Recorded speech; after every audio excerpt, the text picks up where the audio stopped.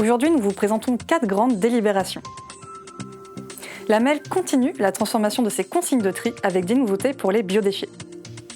Trier plus et mieux en proposant des solutions de valorisation des déchets et des biodéchets aux habitants, telle est l'ambition de la MEL, avec une stratégie métropolitaine portée par 4 grands principes. Prévenir la production de déchets, avec des solutions de valorisation in situ des biodéchets. Adapter le tri à la source des biodéchets à la typologie d'habitat des communes et à la nature des déchets, comme les déchets verts et alimentaires, ainsi qu'au flux. Proposer des solutions efficientes pour maîtriser le coût et les impacts écologiques du service public de gestion des déchets. Maximiser la valorisation des biodéchets en collectant davantage de déchets alimentaires qui alimentent le centre de valorisation organique. Pour mettre en œuvre ces principes, 2 campagnes de distribution de composteurs individuels sont proposées cette année. La prochaine aura lieu en septembre 2024. Et de 2025 à 2027, des points d'apport volontaires pour les déchets alimentaires seront installés sur l'espace public. Une distribution de bioseaux et de composteurs individuels et collectifs viendra compléter cette démarche. Passons maintenant à la zone à faible émission.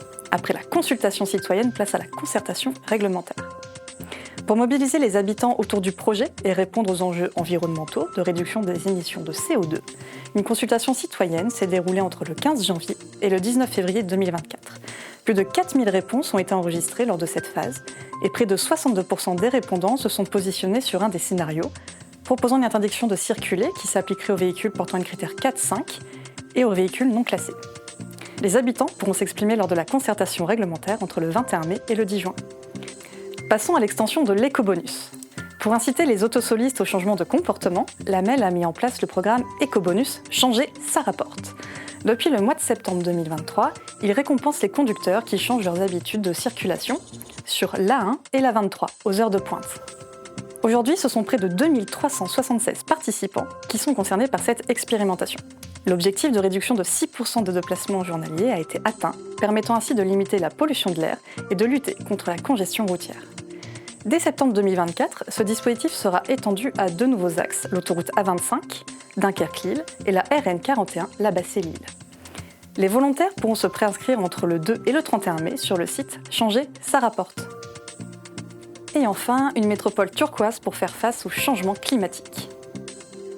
Dotée d'un budget de 250 millions d'euros sur la période 2024-2035, auquel vient s'ajouter un investissement de 220 millions d'euros pour la reconquête des cours d'eau, la stratégie Naturéo fixe différents objectifs opérationnels. Augmenter d'au moins 500 hectares les espaces verts accessibles au public d'ici 2035, planter 1 million d'arbres entre 2024 et 2035 sur le territoire de la métropole. Pour développer cette stratégie, la MEL va lancer une cartographie de la nature dans son territoire et un appel à manifestation d'intérêt sera engagé à partir de cet automne pour éclairer les décisions et identifier les sites à retenir.